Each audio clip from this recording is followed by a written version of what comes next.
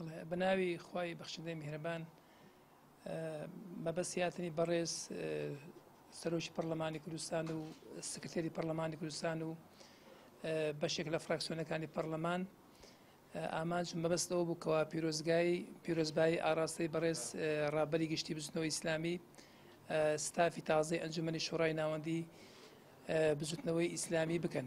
ئێمە زۆر خۆشحاڵ بووین بە هاتنی بەڕێزیان بە تایبەتی وەکو نوێنەرایەتی خەڵکی کوردستان و نوێنەری مەرجعێکی یاسایی خەڵکی کوردستان بۆ ئێمە جێی خۆشحاڵی بوو و پێی خۆشحاڵ بووین. و هەر لەو دانیشتن و سەردانەدا باسی چەندین تەورەی تریش کرا لەوانە زەروریەتی بەگەڕخستنەوەی پەرلەمانی کوردستان و هەروەها جوڵاندنی ئیرادە خامۆش و خەوتوەکان بە مەبەستی چارەسەکردنی ئەم هەموو قەیرانەی کە لە کوردستاندا مۆڵیان کردووە کەڵەکە بوون بەسەر یەکدا.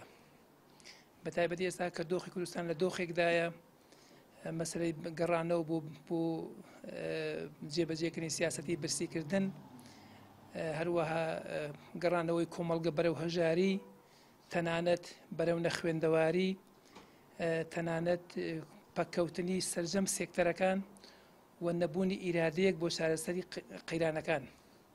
و تەئکیدمان کردەوە کە زەرورە لە واجباتە کە ململانە سیاسی ناشریفەکان لە کوردستانە کۆتایی پێبهێنرێت، پەڕەیەکی تازە هەڵبدرێتەوە و لەبەرەوەی لە ئێستادا باشووری کوردستان و کوردستان بەگشتی لە ژێر هەیمنە و پیلان و نەخشەی گڵاوی ناحەزانی کوردستاندایە کە لێرە و لەوێ بە ئاشکرا هەستی پێ دەکرێت.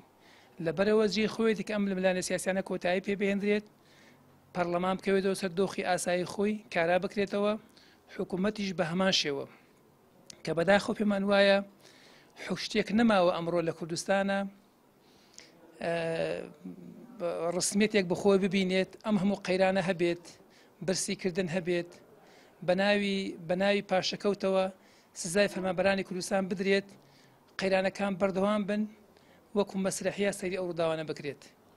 ئێمە هەتا بەڕێز سەرۆکی پەرلەمانی کوردستان تەئکیدی لەوە کردەوە، وتی لە پێناو گەڕانەوەی موچەی خەڵکی کوردستان، لە پێناو کۆتایی هێنان بە برسایەتی و هەژاری لە کوردستانە با مقایەزە بە پۆستەکەی ئێمەوە بکەن. ئێمە ئامادەین لە پێناوی ئەوانە گەر پەیوەندی بە ئێمەوە هەیە ئێمە مقایەزە و کڕونی فرۆش بە پۆستەکە ئێمەوە بکەن. و هەروەها تەئکیدش کرایەوە کە پێویستە لایەنە سیاسیەکانی کوردستان کۆ ببنەوە و کۆبوونەوەیکی جدی بکرێت بە مەبەستی کۆتایی هێنان بە قەیرانەکان، گەڕانەوەی گەشتبینی ئاسۆبینی بۆ خەڵکی کوردستان کە ئێستا تێکڕای خەڵکی کوردستان نیگەرانن لە مامۆستایانی زانکۆ، لە خوێندکارانی زانکۆ، لە چین و توێژەکانی خەڵکی کوردستان، لە ئافرەتان، لە گەنجان دۆخێک هێنراوەتە ئاراوە کە خەڵکی تووشی بێئومێدی کردووە.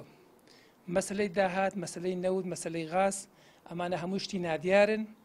ئێمە چوونە سەر نەخشەی وڵاتانی بەرهەمهێنی نەوت، بەڵام میلەتەکەمان خەڵکی کوردستان فەرمانبەران ڕۆژ بە ڕۆژ ژیان بەرەو دواوە دەگەڕێتەوە. ئێستا کوردستان وەکو چەماوەیەکی داخراوی لێ هاتووە، خەڵک هەمووی ناومێد بووە. بەڕاستی کاتی ئەوە هاتووە ئیرادە خامۆشەکان، ئیرادە خەوتوەکان بجوڵێنرێن بە مەبەستی چارەسەرکردنی قەیرانەکان.